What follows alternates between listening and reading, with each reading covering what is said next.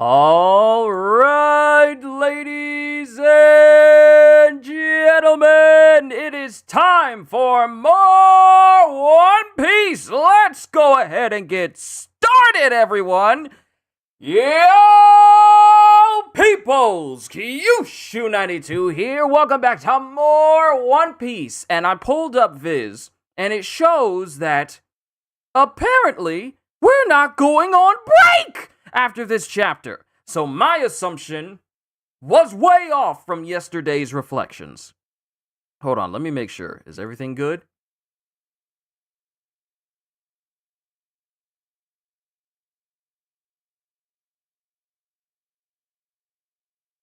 Wait, where's the sound? Where's the sound? Oh, sound is coming. You buffering? Don't worry. Yeah, I see me buffering. I see lots of extra happening. I see it. Don't worry.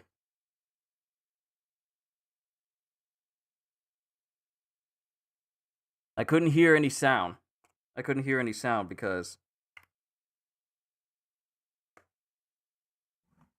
I couldn't hear any sound at first.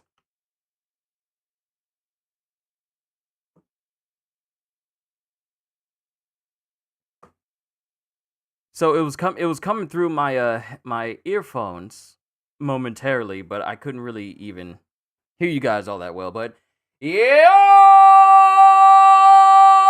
peoples, Qushu 92 here. Welcome back to more One Piece. I cannot wait to read today's chapter. I'm gonna go over my stuff I said before because of the buffering which was happening, which is weird. But anyway, you guys are here. No buffering is here, and I get to read the newest chapter of One Piece for you that I thought we were going to go on break from, but apparently we're getting another chapter. Joey the Gaming, haven't watched for a while? Well, it's good to have you back. I hope life has been treating you well. Let's go ahead and get started, because in the last chapter, we had Somers get bodied by Gabin. Gabin try and save his son, but uses future sight and sees his son die and winds up getting shot by Gunko. Kids calling out to Mr. Ya. Colin calling out for his father, while Chopper is still inquisitive about how Gabin was able to injure an individual who was immortal, goes after him. And while that's happening and we hear Colin screaming out, "Daddy!" dormant memories within Gunko start to awaken within her, and she starts to question who Brook is, because apparently Brook has history with Gunko. We don't know the exact degree of the history, but we know that Gunko knew Brook when she was a child. But before Gunko can inquire more about this, Imu takes over her body, questions why it's taking so long for the giants to be completely subjugated, and then says Marijois is in a sea of fire, so something's happening in Marijois, and then says, "Allow Mu to show you the dominance of God." So let's begin with chapter 1150, Domi Reversi. What? Domi Reversi?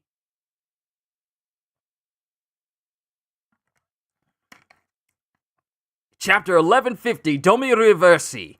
Ogre Child, Yamato's Golden Harvest Surrogate Pilgrimage, Volume 34, Enma Shrine in Hakumai. Yasuie's sword is enshrined and the pilgrimage is complete. So that sword that went missing actually belonged to Yasuie. One of One Piece's greatest dads. I miss him. I miss him so much. But it shows that Ulti and Page 1 are still traveling with Yamato this entire time. But apparently... Oh! And now it's just dawning on me that the pilgrimage is done. The pilgrimage is done! We're complete now! 34 cover story chapters for this pilgrimage. I gotta read all of them from the beginning and just to see how things progress and see how they went. But let's get back to the giants as they're going.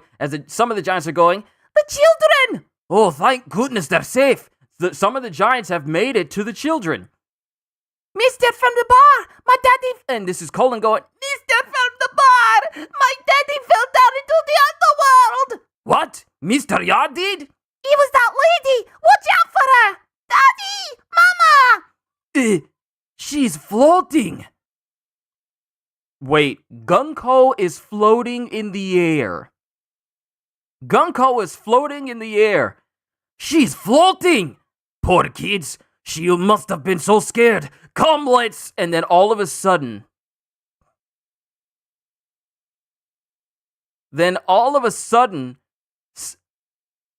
What the... All of a sudden, one of these giants apparently gets stabbed? And falls right in front of the children. What? What was that? And then Gunko, under control of Moo, just screams, "Silence!" Emu has conquerors. There is no disputing this. Emu has conquerors. Screams, "Silence!" And all of the giants and children get knocked out. So what does that say about Joy Boy's hockey if it was enough to bring Emu to their knees? But Emu just says, "Silence!" And their hockey just emanates from Gunko and knocks out all of the giants. They're foaming out the mouth. The children, they all immediately fall unconscious. And this hockey stretches all the way over. And, oh my god! And, sorry, I glanced over on the other side of the page. I can't believe what I'm seeing.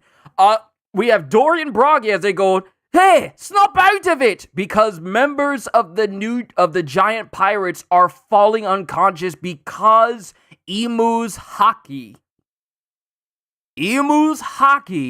is knocking everybody out. "Hey, snap out of it!" And more giants all the way in the village are falling unconscious. Jarl knows something is up. Then we get to Gunko, who has been transformed, who has demon wings, a devil tail, and a pitchfork.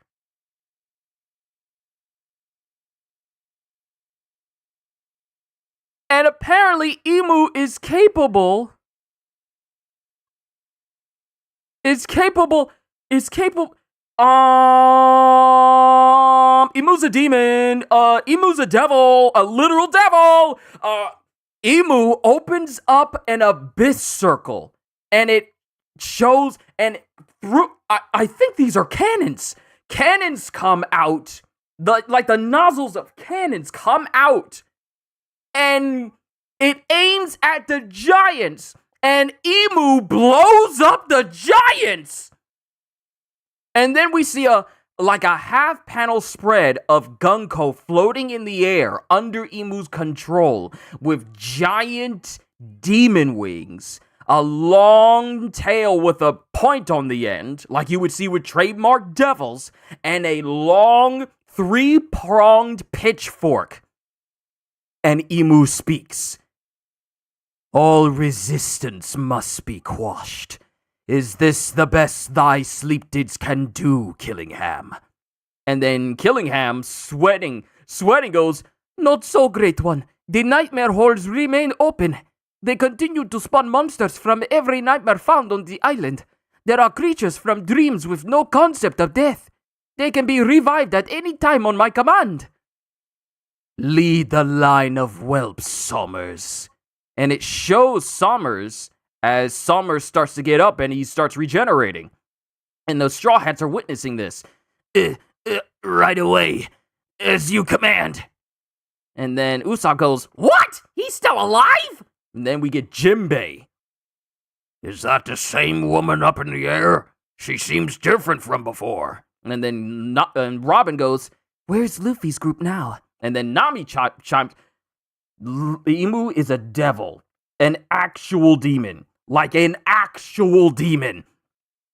Well, Luffy and Zoro and Sanji aren't here. Harudine's bunch as well. It's just our luck that they'd all be down in the underworld far below. And Robin continues to try and use her powers despite being surrounded by the thorns. She starts trying to peel it and move it away from herself, despite the injury it's incurring on her. What are you doing, Robin? I have to help. I can't just sit here captured and do nothing. Then it shows the library still steadily on fire. The question now is with whom we will parley, using these whelps as bait. Uh, And this is Emu. Absolutely right, oh great one. It makes no sense. A kingdom without a king? Stupid Gavin, my body's in agony.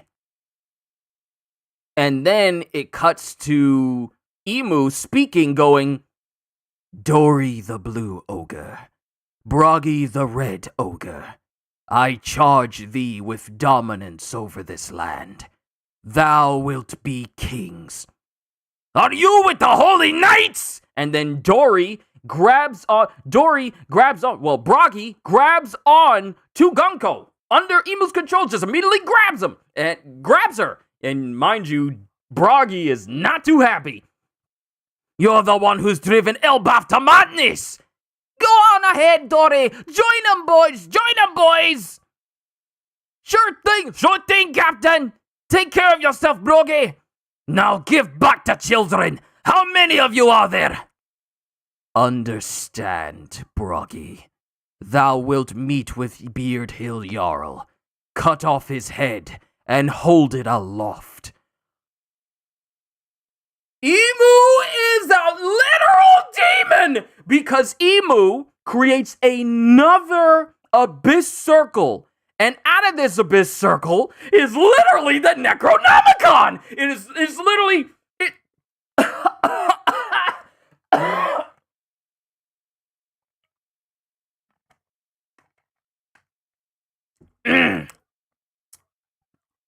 Emu creates an abyss circle and conjures a book with another abyss circle on the covers. And the book opens and it starts turning pages. And something comes out of the book. I gotta keep reading.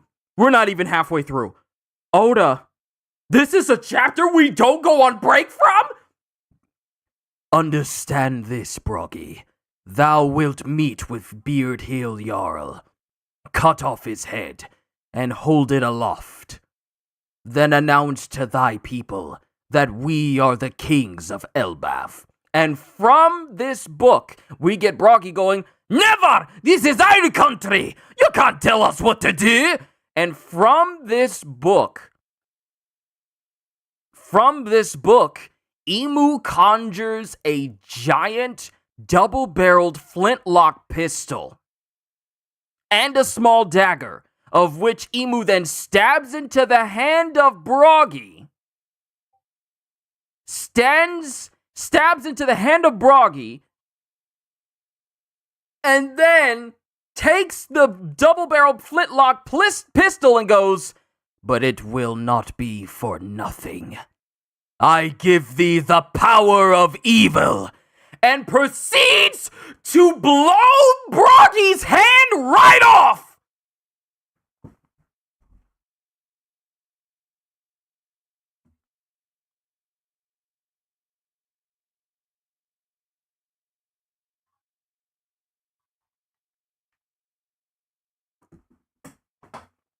Emu just blows Broggy's hand off at the wrist.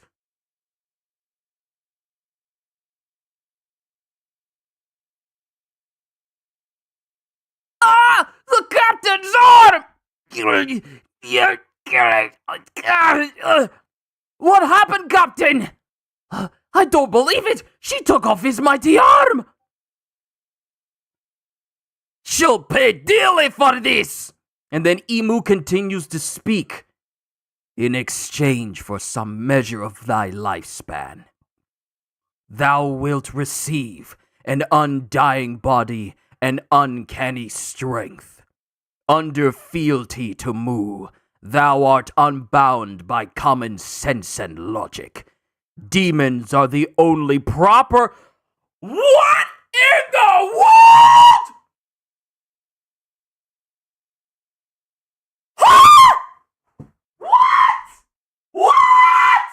What do you mean?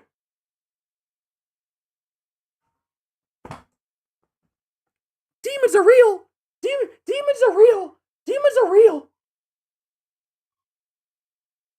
Demons are real. Demons are real in One Piece. They're not just a figure of speech. They're real. They are real. They're real. They are real. They are real. They are real.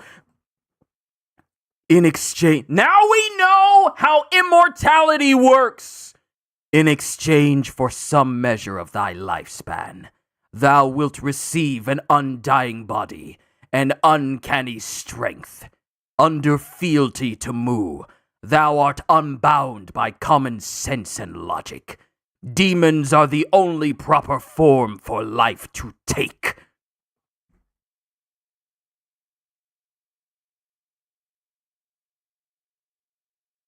Sorry if I'm not responding to anything you guys are saying in chat. I'm just captivated by what I am witnessing. And Emu then proceeds to create another abyss circle directly underneath Broggy. Diabolical covenant. Did she say demons? What's she doing to him? And then Broggy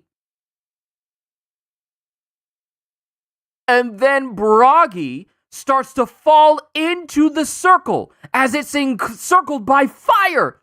Duh! I'm sinking! And then Emu turns his hand around, in the control of Gunko's body, and says, Domi reversi. And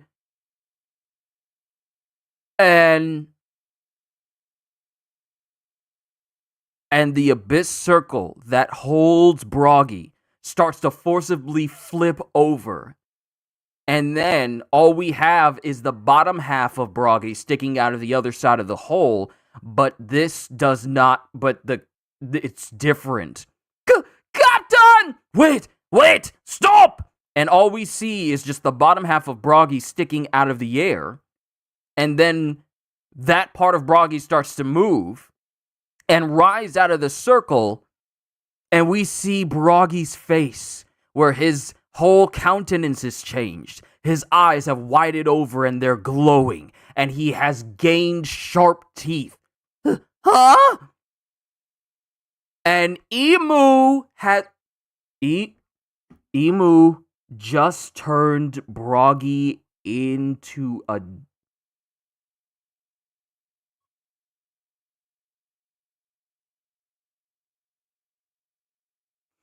Emu has just turned our boy Broggy into a demon.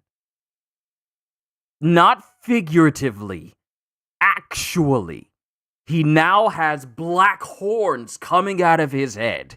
He now has his axe has turned into a double-sided, long, two-handed battle axe. He's gained wings. His arm that was just sliced off by Emu is now starting to regenerate. He's turned into a demon! And he's even bigger than he was before. His size is comparable to Loki's now. So not only did Emu turn Broggy into a demon, he has also increased his size. What happened to you? He's huge! What happened to you, Captain Broggy? He looks terrifying. Is he a real demon now? Give back the captain we know! The real Captain Broggy has never once tried to attack his own crew! He's got a warrior's brat! And then before they can say anything, Broggy proceeds to swipe his own crewmate away. I feel all powerful. Nothing can stop me now. No! She got Captain Dory too! Dory and Broggy have been turned into demons. These are, oh my god! Emu has taken Dory and Broggy!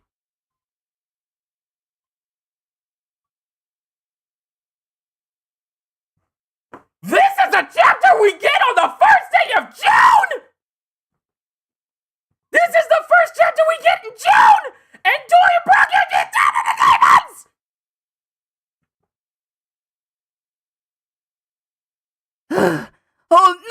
about Captain Dory too? Gah.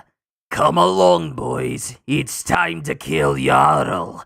And Dory has been turned into a demon as well. No, Captain Dory, stop! You have to wake up! If you actually do that, our country is doomed! Help us stop them! What about saving the kids? Captains? And then all of a sudden, all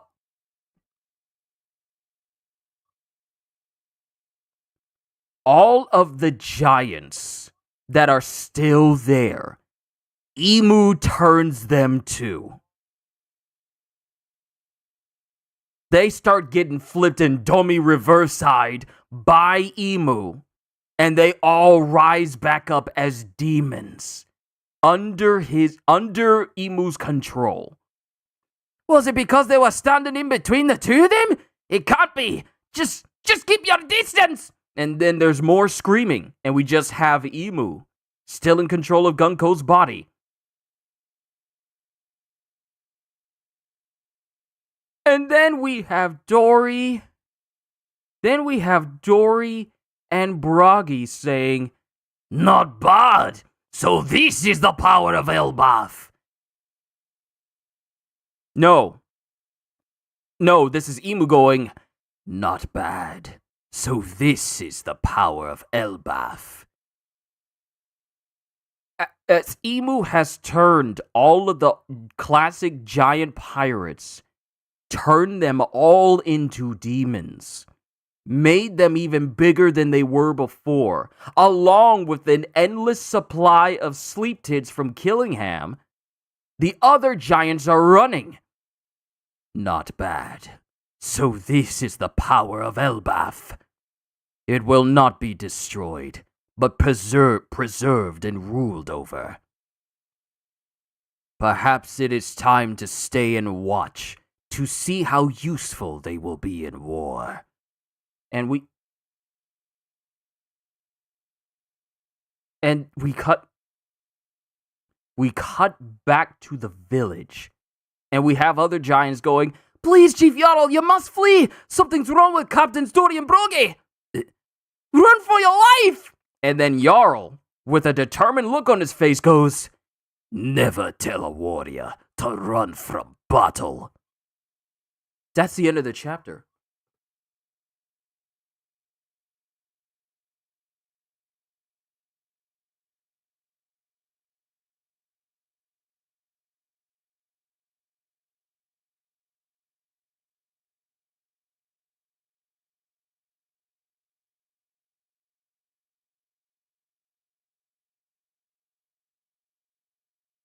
What do I even say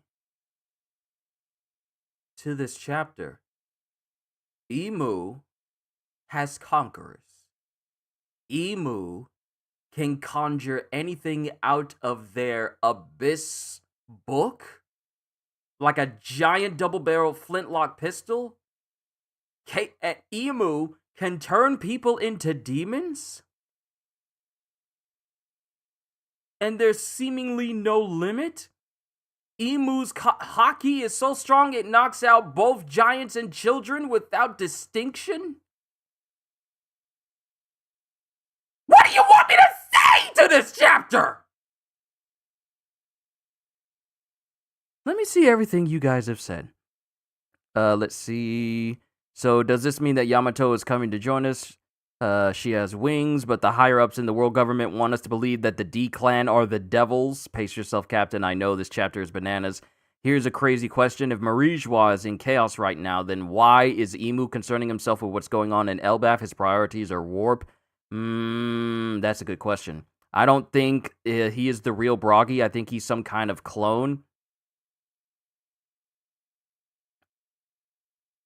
So what if that's the case, then what happened to the other Broggy? If that's the case, what happened to the other Broggy? Could it be that the Straw Hats will not win the Battle of Elbaf? Bro, I had the same face. We don't go on break after this. What? We don't go on break after this?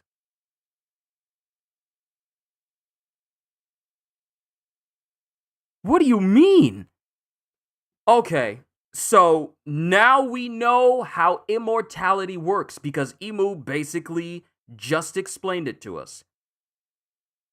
He is in the underworld. He was switched with the clone. But you say underworld. Now, do you mean Elbaf's underworld, or do you mean the underworld from which the abyss derives?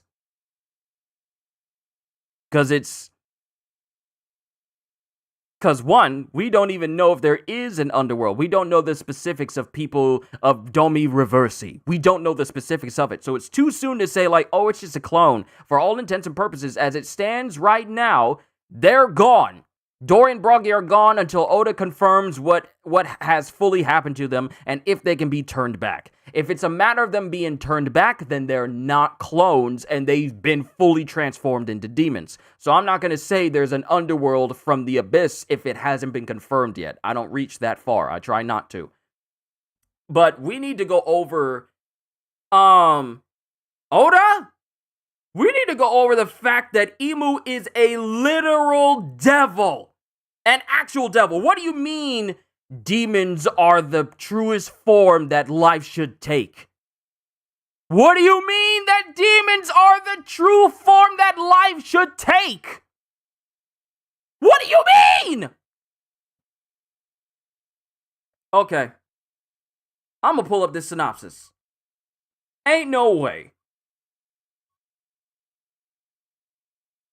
Okay. All right. Long summary. Buckle up. The parents of the children arrive at their location as Colin tells them that Gabin fell down into the underworld and to watch out for Gunko. Gunko is in quotes here. One gets close enough and to try and help only to be stabbed by Sommer's thorns. Okay, so the thorns are still around the children because Summers is still conscious. I was wondering, like, what happened to that giant? But I completely forgot that the children were surrounded by invisible thorns that Summers set up. So I completely forgot about that. It was it was so invisible that I literally forgot it actually happened. One gets close enough to try and help, only to be stabbed by Summers' thorns. Emu hears the noise they're making and unleashes a blast of Supreme King Haki that knocks the children unconscious and some of the giants, though not all of them.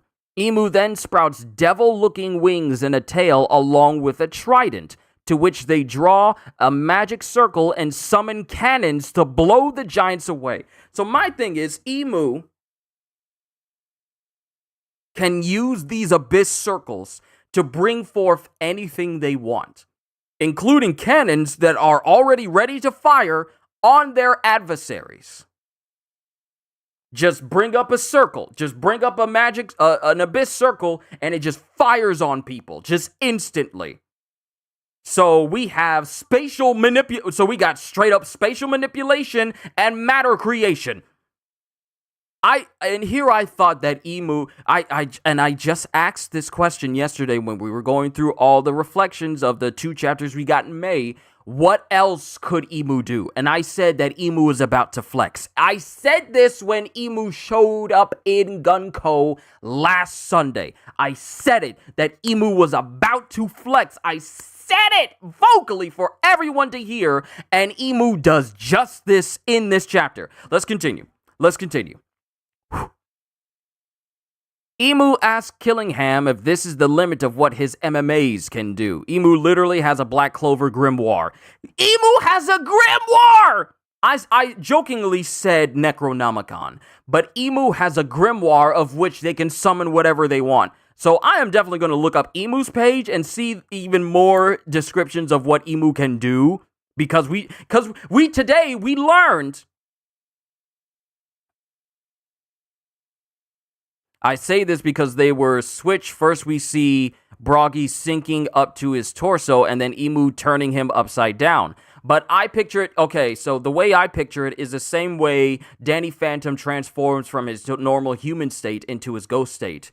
Danny's human state does not go somewhere when he transforms into Danny Phantom. The beam goes through his body and transforms him that way. I see it kind of like that. The circle itself is literally I'm trying to find the right word. It's literally a doorway that transforms the person that goes through it. Not taking their human half and putting it somewhere else. It is literally just transforming them as they pass through it. That's what I see. That's how I see this. So that's just how I feel. Emu asks Killingham if this is the limit of what his MMAs can do, but Killingham states that the nightmare hole he spawned them from is still open, allowing them to manifest from every nightmare on the island. And on top of that, since they have no concept of death, he can command them to be revived whenever. So these are immortal MMAs that Killingham can just raise constantly, despite people bringing down a couple of them. Emu contacts Somers, who has put himself back together despite being in pain, and tells him to oversee the kidnapped children. Jinbei notices that Gunko seems different from before as Robin asks where Luffy is, only to be told that he, Zoro, Sanji, and the new giant warrior pirates are all down in the underworld and have no idea what's going on. This prompts Robin to use her powers to try and free herself, seeing it as the better alternative to getting captured at the end. Emu says that their problem now is how best to utilize the children if Elbaf has no king, and they decide to make Dory and Broggy the new kings of the country. Broggy angrily grabs Emu as the giants charge to back him up, but Emu remains unfazed and tells Broggy that he will kill Jarl and announce that to everyone on the island that the two of them are the new kings. All the while they summon a grimoire. It's a grimoire. Not even a spellbook, it's a grimoire. Summons a grimoire and conjure forth a shotgun that they use so much for me thinking it was actually a shotgun, not a double-barreled flintlock pistol. It was literally a shotgun. It was literally not even a blunderbuss. It was a shotgun. Summons a grimoire and conjure forth a shotgun that they use to blow off Broggy's hand to free themselves. Though, interestingly, no blood comes out. That's actually a good point. No blood actually comes out from Emu blowing off Broggy's hand. We just see the gore, but we don't see any blood. We just see the arm blowing apart in the pieces, but no actual blood is coming out of his wound. His hand is just literally separated. Oda, what have you done? What did I tell you? I said this yesterday. What if Emu's powers are beyond what Devil Fruit powers can do? I said this yesterday.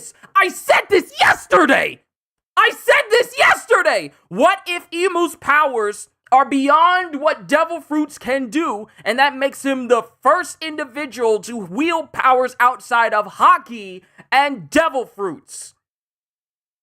This goes beyond mythological Zoan types. This goes beyond anything mythical. This is straight up demonic power. In its truest form, this is straight up demon power. So let me get back to this. This is crazy. Summon a grimoire and conjure forth a shotgun that they use to blow off Broggy's hand to free themselves. Though interestingly, no blood comes out. Emu tells Broggy that they will bestow onto them the power of evil. Literally, it's literally called the power of evil. It has a name. It's not even the Abyss. The Abyss Circles is just an aspect of the power of evil. We now have a name for the regenerative power and esoteric powers of Emu. Literally, the power of evil. I gotta continue. They create a magic circle underneath Broggy's feet and tell him that in exchange for some of his lifespan, he will receive immortality and phenomenal strength. And by being bound to them, he will lose all sense of reason and logic and obey only them. Because according to them, only demons are the proper form for life to take. Demons that are under control of Emu. In an instant, Broggy starts sinking into the ground as Emu lifts the circle off the ground with Broggy coming out the other end, and when he does, he becomes a ferocious demon, larger than any of the giants and equipped with devil wings like Emu, and able to use his severed hand despite the wrists being gone. So, his hand has been sliced up.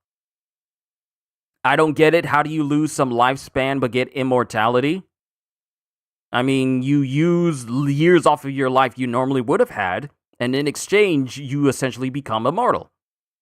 Yeah, I mean, it's not a hard concept. I mean, it's like me. If I'm 33, if I sacrifice 43 years of my life that I would have had, I gain immortality. That's how that reads out to me. Sacrificing some of the lifespan you would have had for you to basically become immortal. Which I kind of really don't see. Well, actually, there are drawbacks. Because now we know, maybe indestructible? No, immortal. It's straight up immortality. So now we know the capabilities of the elders. They may be indestructible until he dies.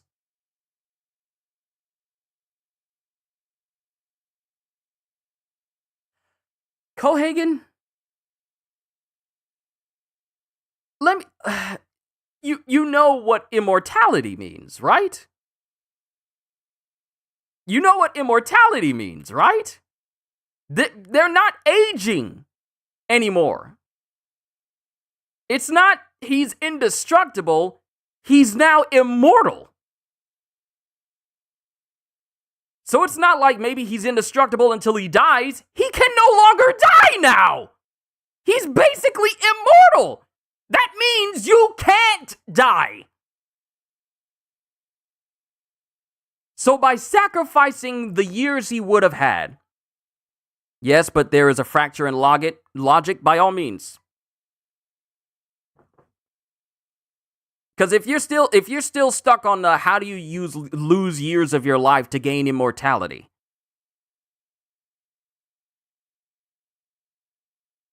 Because I want to hear what you have to say. Because I already understand how this works. I already understand how this immortality works. You sacrifice years of your life to then become immortal.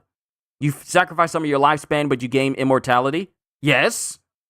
What's the part that's difficult? It's a contradiction in terms? Not really. Because what are some years that you would have had compared to basically living forever? It's actually not a contradiction.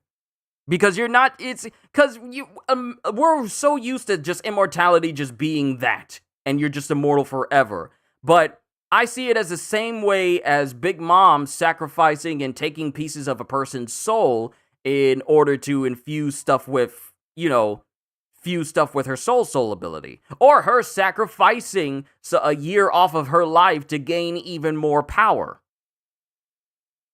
It's not really a contradiction. Because when did immortality state that you couldn't lose years of your life in order to be immortal? Because it's not like you're using the years of your life that you have now. You're using years that you could have had.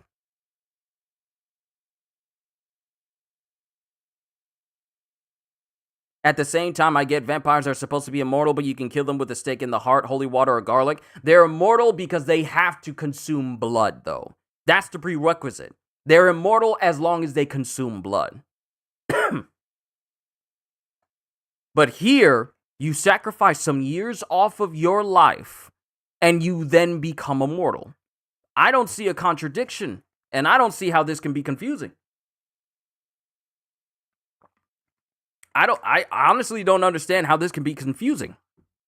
You sacrifice years off of your life to gain straight up immortality. What's there to be confused about? Emu literally just described it. In exchange for some measure of thy lifespan, thou wilt receive an undying body and uncanny strength. Under fealty to Mu, thou art unbound by common sense and logic. Demons are the only proper form for life to take. You think Loki's dad was turned into a demon and that's why he killed him? Maybe Loki's devil fruit and Luffy's devil fruit can counter this immortality in some way. That's why Emu fears Nika and wants Loki. My thing is, There's already a capable way of injuring someone who's already immortal. Gavin literally just showed us this, but I haven't even finished reading this yet because we still got more to go. We still got more of this to go. Let's see. In an instant, Bragi starts sinking into the ground as Emu lifts the circle off the ground with the Bragi coming out the other end. And when he does, he becomes a ferocious demon, larger than any of the giants and equipped with devil wings like Emu and able to use his severed hand despite the wrist being gone. So despite Emu shooting his hand off, Dory can still use it as if it's attached to his body, despite there being a giant gaping hole where his hand used to be. The giants demand their captain back, but Bragi swats them away, sending them flying into the air too. Dory is transformed as well and order his men to help him kill Jarl, but they resist for the sake of their country. Unfortunately, several others are swallowed up by Emu's, Domi, it's supposed to be Domi Reversi, but it says, Akoelu. I need to look up Emu. Domi Reversi, and transformed into demons, with those still normal being forced to flee. With several demonic giants and Killingham's MMAs behind them, Emu muses that the power of Elbaf is quite promising. But they announce they won't destroy the country, for they still need it. But it will be ruled by them. Though they would like to see just how useful the giants will be in war. Jarl, meanwhile, is told by the others to flee, but Jarl says a warrior never runs from a fight. So, chapter notes.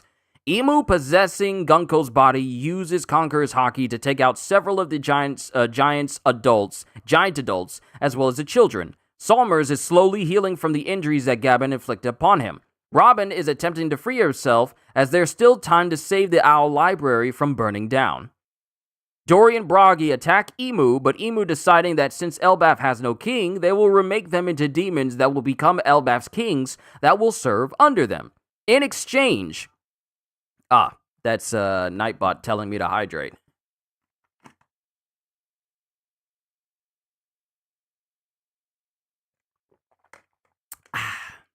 There we go. Thank you, Nightbot. And loosen up as well.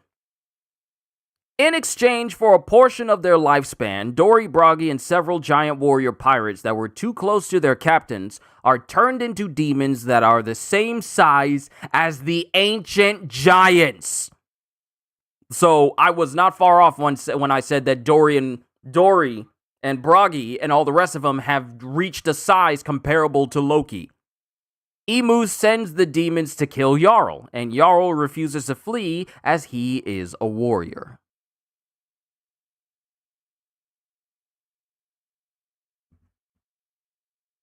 Ladies and gentlemen, Oda has just introduced literal demons to the world of One Piece. You think Loki's dad was certain to be, and that's why he couldn't... I feel like there's more to what happened with Loki. I mean, we still need to hear the backstory of why Loki is truly hated. Emu's a problem? Yep! Emu's a problem! So here's what I did. I pulled up Emu, and now we're going to go down here to their abilities. So now we have confirmation. Emu is a demon. An actual demon.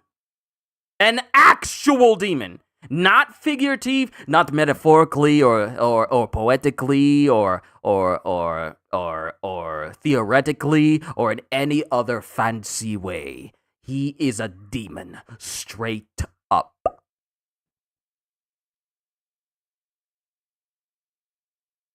So, going to the powers of Emu.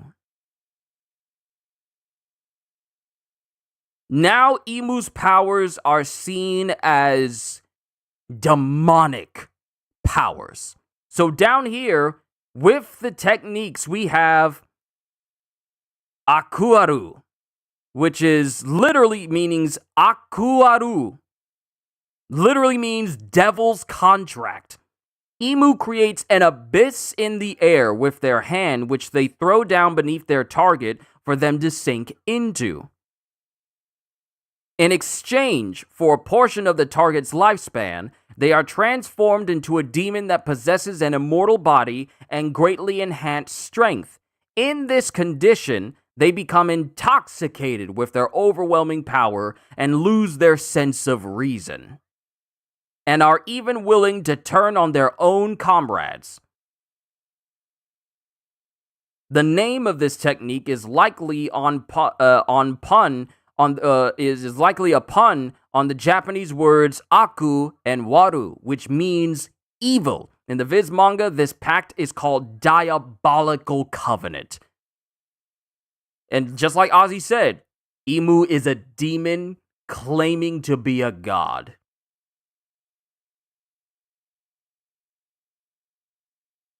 Imu is a literal demon claiming to be a god. And all the celestial dragons probably have no idea that they are not derived from gods. They are not descendants of gods. They are descendants of demons. But they call those with the letter D devils. And they are actual devils. And I remember when the Gorosei first showed up in their, let's call it what it is, they were demons as well. The Bakotsu, all those different, what is it, Mitsunade? Not Mitsunade, but it's all the forms that they showed up with. All those forms that they showed up in. Those were essentially demons from different mythology, from Chinese and Japanese. They were all demons. And I said back then, that same year, that, how ironic that the Gorosei and Celestial Dragons refer to those with D in their name as devils, and the Gorosei are literally demons themselves. And now we have the literal ruler of the world of One Piece. Literal ruler of the world of One Piece. And they are, in every aspect of the word, a living demon. There's no need for us to exaggerate with these terms now. Imu and those that serve under Imu are actual demons. So the image, the mural. Hold on. The mural. It depicted a giant figure with giant wings and a pitchfork and horns. That was Imu. Now, many of us. Hold on. I gotta pull up the mural. The mural from One Piece. One Elbaf mural.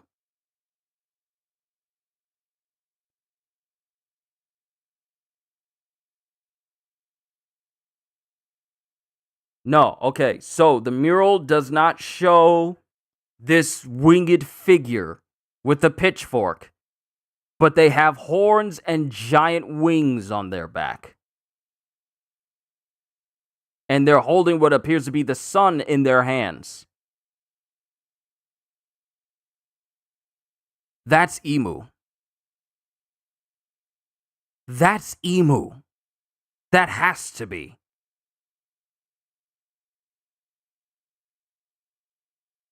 That's crazy. So getting back to Imu, Gear 5 Luffy versus Imu is going to be a very creative, wacky battle. Imu taking out a gun from his book and Luffy making a bat from a tree. Oda is going to have fun and freedom with this future fight. Oh man, it messed it up. I was trying to... Oh wait, I put it in the browser. Okay, here we go. Back to it. So, do anybody still believe that Teach is the final villain now? No. Imu is literally a demon ruling the world. So, going back to the powers of Imu, then we have Domi Reversi. Said like Domi Ribashi. Domi Reversi. Literally, black conversion control. After Imu's target becomes partially submerged into the abyss and begins transforming into a demon, Imu flips their hand and rotates the target so that they become fully submerged. So here's the thing. When Dory and Broggy get flipped over, the circle isn't lifting off of the ground. No, the circle rotates them while they're still in it, and they get immersed into the abyss. And that's how they get turned. Emu flips their hand and rotates the target so that they become fully submerged. If two demons stand on either side of another target, then that target, having been caught between them, will also undergo the same process and transform into a demon. This is similar to the rules of the board game Reversi.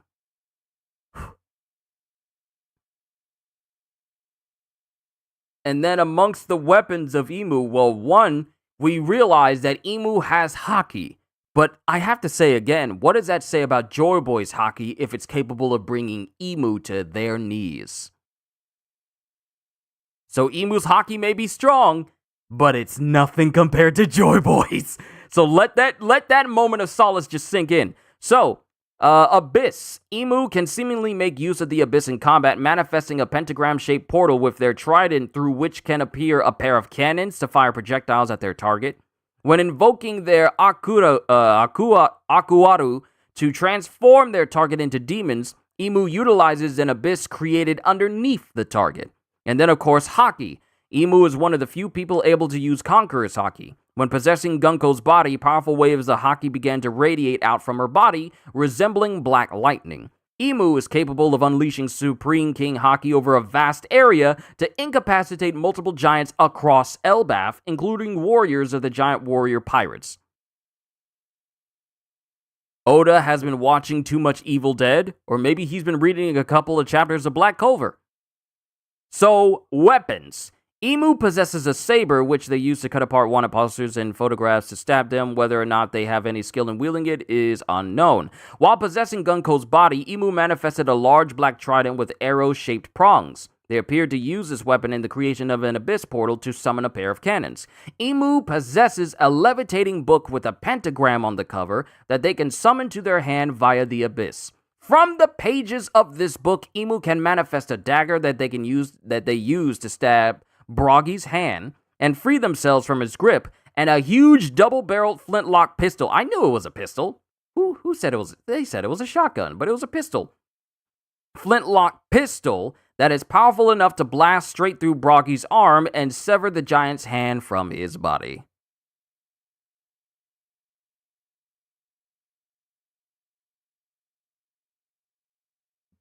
And the kicker is Emu needed help to take down Joy Boy, so Luffy will be fine, but how will Oda give Luffy the edge? That's the question. What do I even say to this? Oda just revealed that demons are real in One Piece. Devil fruits are no longer just like, oh, yeah, devil fruits exist, because the name of devil fruits now have an even more literal meaning. And we're not going on break from this chapter? What? Conqueror's Haki is the key? It has to be.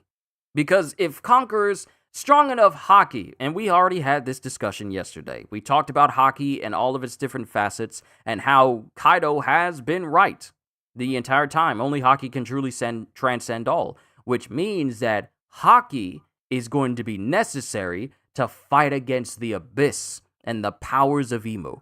I still can't believe this. Emu is a demon. An actual demon. And no break. No break. We see the power of Emu, and Emu trivializes everybody around them. Dory and Broggy try to square up, and they literally get shot down and then turned into soul. This is akin to Jin beating all of his adversaries in front of him and then simply stating, "Arise." And then they come back as shadow soldiers. Emu says, "You now belong to me. Domi Reversi." And they come back as demons. How do you fight that? Not only that, Emu has conquerors that can reach over a vast area all across Elbaf, to the point where they're already on one branch that's a distance away from the village. Their hockey reaches into the village and starts knocking out people around Beard Hill Jarl. So their hockey potency, their hockey power is quite potent. They also have the ability to have a grimoire that can summon all sorts of different things. I thought the last chapter was something. I don't think I've ever screamed that loud, considering what I was witnessing in this chapter. I'm trying to... I said it. What if Emu's powers go beyond what devil fruits can do? And Emu is literally doing all of this. And you're telling me that Luffy didn't feel that? I wonder if Jarl will put up a fight. Is Zoro Demon 2 Asura?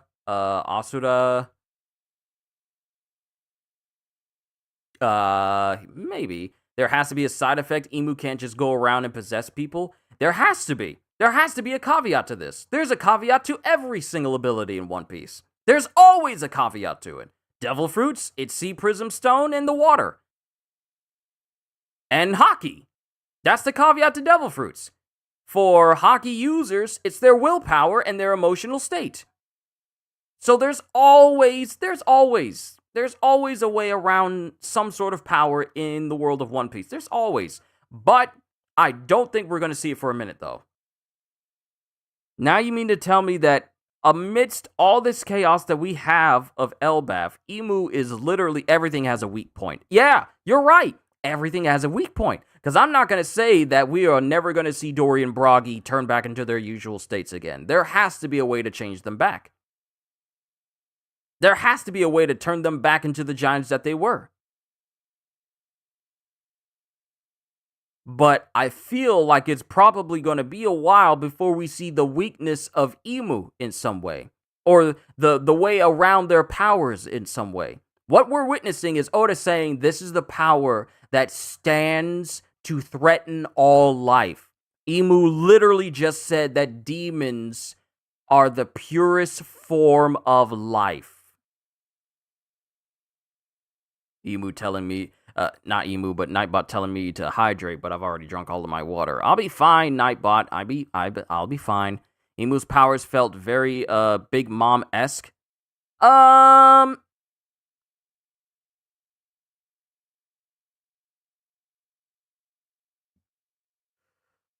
You know what would be terrifying? You know what would be really terrifying? If Emu's powers, the power of an actual devil, is the basis of devil fruits. Now, I know Vegapunk gave us like his hypothesis of like devil fruits are not meant to be in this world, and that's the reason why the sea wants to claim those who have devil fruit powers. But think about it. The power to take years off of a person's lifespan to empower another individual and transform them. Eerily similar to Big Mom's ability to take years off of her own lifespan, because she too... Guys, remember? Hold on! Let me cook! Remember when Big Mom was fighting Kid and Law? Her arm got broken. She then healed her arm by making her bones go back into place. But then she took years off of her lifespan, and exactly like the giants did here, her eyes started glowing. She increased in size as well by sacrificing a little bit of her lifespan to achieve overwhelming power. The same thing that Broggy underwent from Emu. Think about it. She did the same thing that Dory and Broggy did right now. Because as soon as Dory and Bragi became demons, their eyes were glowing and they increased in size and they gained an overwhelming sense of power as well.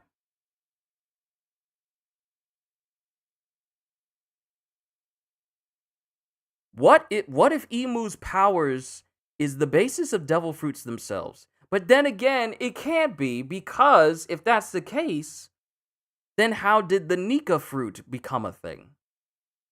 So I'm just gonna say this. I'm not gonna solidify and say like, what if Emu's powers are the basis of devil fruit powers in general, because that just seems like it's casting a very wide net. So let's be a little bit more practical about this.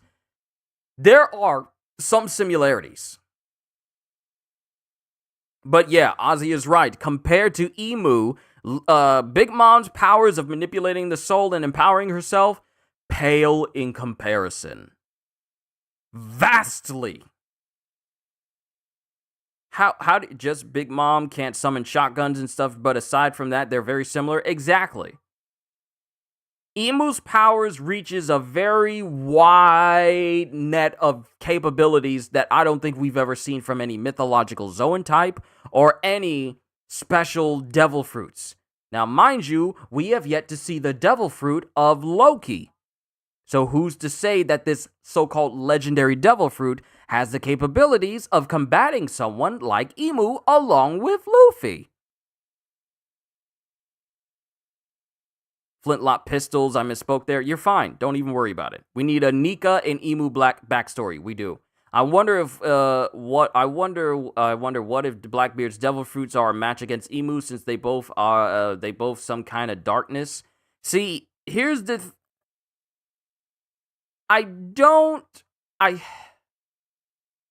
So you gotta understand that what Emu is doing goes beyond what normal devil fruits can do.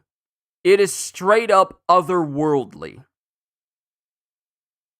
It is something that is not even remotely human in nature. It is demonic in nature. So I don't know if Blackbeard and his Yami Yami no Mi would be... What if Blackbeard's Logia is... Yami Yami no Mi is just a power of the abyss in a Logia form? Ooh, I like that idea. But then it just harkens back to my theory of like, what if some devil fruits are offshoots of Emu's power in devil fruit form?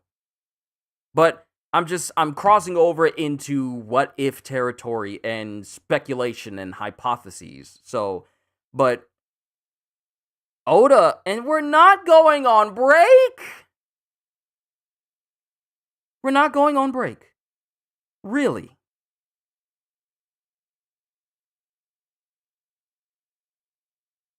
How?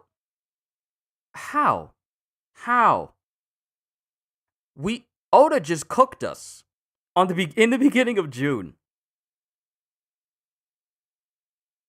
I thought no break. I thought we were going on break.